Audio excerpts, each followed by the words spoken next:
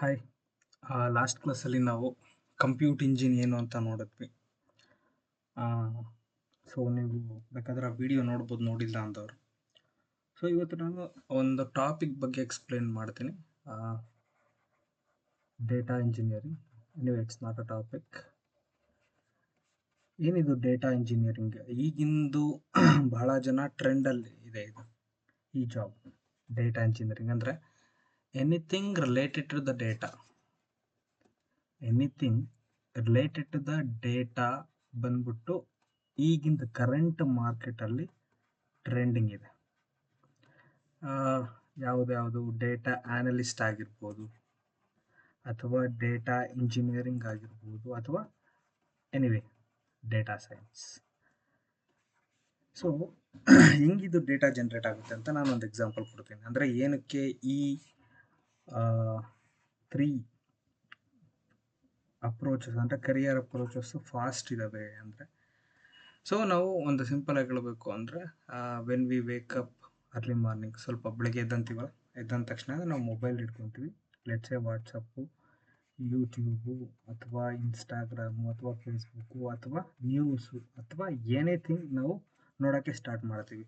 So it does mean that back ಎಂಡಲ್ಲಿ ನಾವೇನೇನು ನೋಡ್ತಾ ಇದ್ದೀವಿ, ಏನೇನು ಲೈಕ್ ಮಾಡ್ತಾ ಇದ್ದೀವಿ, ಕಮೆಂಟ್ ಆಗ್ತಾ ಇದ್ದೀವಿ, ಸೊ ಅವೆಲ್ಲ ಕೂಡ ಡೇಟಾನೇ.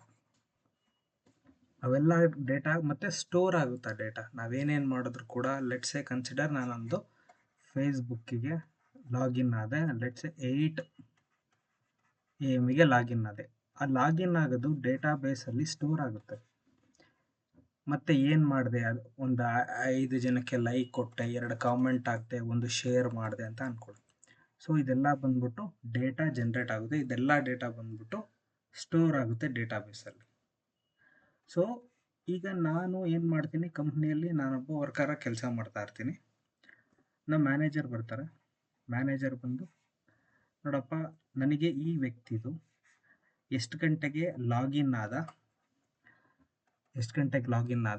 ಮತ್ತು ಎಷ್ಟು ಲೈಕ್ ಕೊಟ್ಟಿದ್ದಾನೆ, ಎಷ್ಟು ಕಮೆಂಟ್ ಕೊಟ್ಟಿದ್ದಾನೆ ಅನ್ನೋದು ನನಗೆ ರಿಪೋರ್ಟ್ ಕೊಡು 1 ಅವರಲ್ಲಿ ಅಂತ ಹೇಳ್ತಾರೆ. ಎನಿವೇ, ನಾನೊಂದು ಸಿಂಪಲ್ ಎಕ್ಸಾಂಪಲ್ ಕೊಡ್ತಿರೋದು, ಈ ಥರ ವರ್ಕ್ ಆಗೋದಿಲ್ಲ. ಯಾರೂ ಕೂಡ ಯಾವುದೇ ಕಂಪ್ನಿಯಲ್ಲಿ ಬಂದು ಕೂಡ ಈ ಥರ ನನಗೆ ಇದನ್ನು ಮಾಡು ಅಂತ ಹೇಳಲ್ಲ. ಸೊ ಈ ಥರ ಮಾಡ್ತಾನಲ್ಲ, ಅವಾಗ ಏನಾಗುತ್ತೆ, ನಾನು ಏನು ಮಾಡ್ತೀನಿ, ನಾನು ಬಂದ್ಬಿಟ್ಟು ಡೇಟಾ ಬೇಸಲ್ಲಿ ಸ್ಟೋರ್ ಆಗಿರುತ್ತಲ್ಲ ಡೇಟಾ, ಈ ಡೇಟಾ ಬೇಸಲ್ಲಿ ಸ್ಟೋರ್ ಆಗಿರೋ ಡೇಟಾನ ನಾನು ನನ್ನ ಕಂಪ್ಯೂಟರ್ಗೆ ಅರ್ಥ ಆಗೋ ಲ್ಯಾಂಗ್ವೇಜಲ್ಲಿ ಕೇಳ್ತೀನಿ, ಈ ವ್ಯಕ್ತಿದು ನನಗೆ ಡೇಟಾ ಕೊಡಪ್ಪ ಅಂತ. ಅದು ಬಂದ್ಬಿಟ್ಟು ಡೇಟಾ ಕೊಡುತ್ತೆ. ಈಗ ಇದ್ರ ಜೊತೆಗೆ ಇವರೇನು ಹೇಳಿದ್ದಾರೆ, ನನಗೆ ಲಾಸ್ಟ್ 10 ಡೇಸ್ದು ನನಗೆ ಡೇಟಾ ಬೇಕು ಅಂತ ಹೇಳಿದ್ದಾರೆ. ಇಲ್ಲಿ ನಾನು ಇವತ್ತು ಸ್ಟೋರ್ ಆಗಿದೆ ಡೇಟಾ, ನಾನು ಮತ್ತೆ ಪ್ಲಸ್ 9 ಡೇಸ್ದು ಡೇಟಾ ಕೊಡಬೇಕು. ಟೋಟಲ್ 10 ಡೇಸ್ದು ಡೇಟಾ ಕೊಡಬೇಕು. ಕಾಮನ್ ಆಗಿ ಇದು ಡೇಟಾ ಅನಲಿಸ್ಟು ಮಾಡ್ತಾರೆ.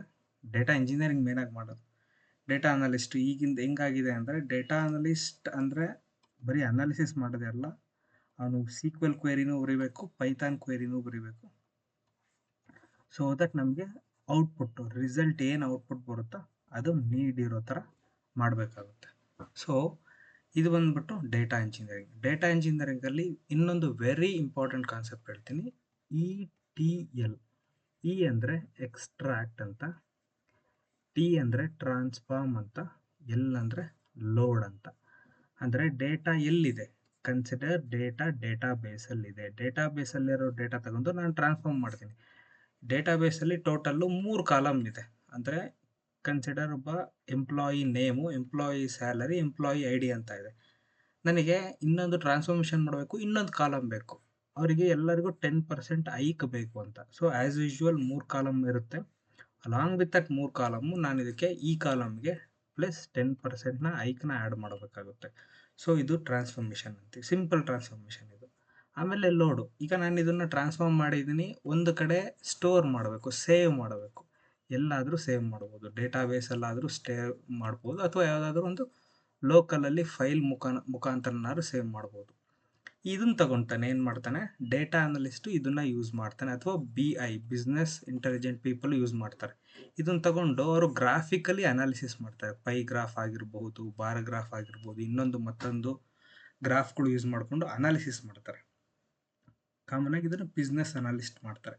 ಸೊ ಮೇನ್ ಆಗಿ ಕಾನ್ಸೆಪ್ಟ್ ಬಂದ್ಬಿಟ್ಟು ಡೇಟಾ ಇಂಜಿನಿಯರಿಂಗ್ದು maximum of the job ETL ಇರುತ್ತೆ. ಮ್ಯಾಕ್ಸಿಮಮ್ ಅಂದರೆ ಇದು ಬರೀ ಇಷ್ಟೇನ ಮಾಡೋದು ಡೇಟಾ ಇಂಜಿನಿಯರಿಂಗು ಇಲ್ಲ, ಬಹಳ ಮಾಡ್ತಾರೆ. ETL ಅನ್ನೋದು ಇದೊಂದು ಸಿಂಪಲ್ ಜಾಬ್ ಅಷ್ಟೇ. ETL ಅನ್ನೋದೊಂದು ಸಿಂಪಲ್ ಜಾಬ್. ಡೇಟಾ ಇಂಜೆಕ್ಷನ್ ಅಂತಲೂ ಕರೀತಾರೆ. ಇಂಜೆಕ್ಷನ್ ವರ್ಕು ಮಾಡ್ತಾರೆ. ಅಂದರೆ ಡೇಟಾ ಒಂದು ಕಡೆ ಜನ್ರೇಟ್ ಆಗ್ತಾ ಇರುತ್ತೆ, ಅದನ್ನು ಇಂಜೆಸ್ಟ್ ಮಾಡಬೇಕು, ಕರೆಕ್ಟಾಗಿರೋ ಜಾಗಕ್ಕೆ ಸ್ಟೋರ್ ಮಾಡಬೇಕು, ಅದನ್ನು ಡೇಟಾ ಇಂಜೆಕ್ಷನ್ ಅಂತ ಕರೀತಾರೆ. So this is the brief idea about data engineering. May be ಅರ್ಥ ಆಯಿತು ಅಂತ ಕಾಣುತ್ತೆ. ಅರ್ಥ ಆದರೆ, ಡೌಟ್ ಇದ್ದರೆ ಏನಾದರೂ ಇದ್ದರೆ ಕಮೆಂಟ್ ಹಾಕಿ, ಇಷ್ಟ ಆದರೆ ಲೈಕ್ ಮಾಡಿ.